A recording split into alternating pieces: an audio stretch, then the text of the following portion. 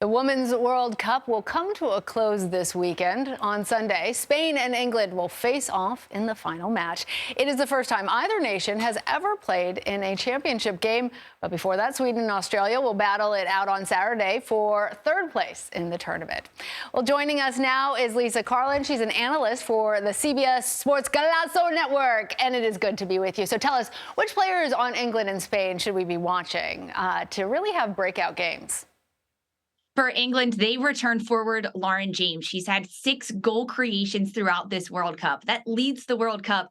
And she's missed the last 2 games. She got a yellow card in the round of 16 game against Nigeria that had her serving a 2-game suspension. So she is well rested and she is ready to play. She does such a good job in between the lines for this English side. She does great off the ball movement to combine with the forwards up front.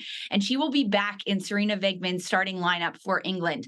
On the other side for Spain, they have a midfielder, Teresa Abiera, who has been fantastic throughout this World Cup. She leads Spain in their pass completion and their crosses. She's quick, she's efficient in her decision making, her technical ability to turn out of tight spaces, to control the tempo, and she's got a really good football IQ. So she looks ahead, not just 1 or 2 passes, but through different phases of the game. She also leads Spain in their chances created, and those chances created leads the entire World Cup tournament. Those players will also be matched up together on the field, so it'll be a good battle between Abiera and James. Well, Lisa, Spain has my heart, but it's been missing some of its top players throughout the tournament.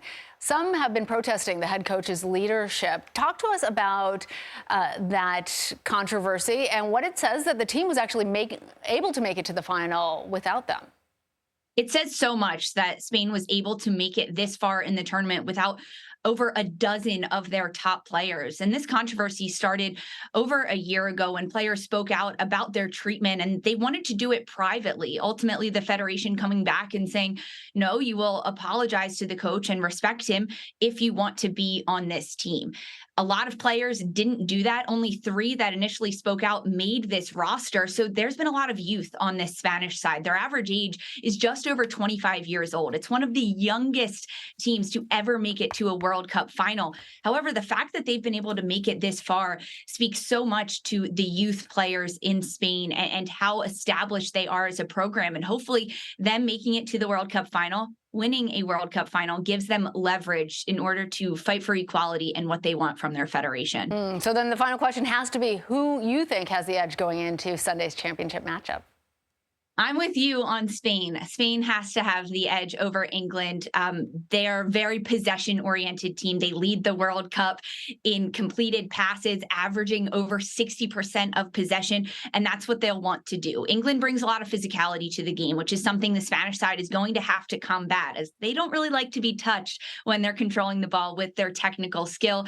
However, they have finished their round of 16 on games in regulation. They never went to penalty kicks, so they understand how to get the job done, and they can do it in a variety of ways. All right, Lisa Carlin, thank you.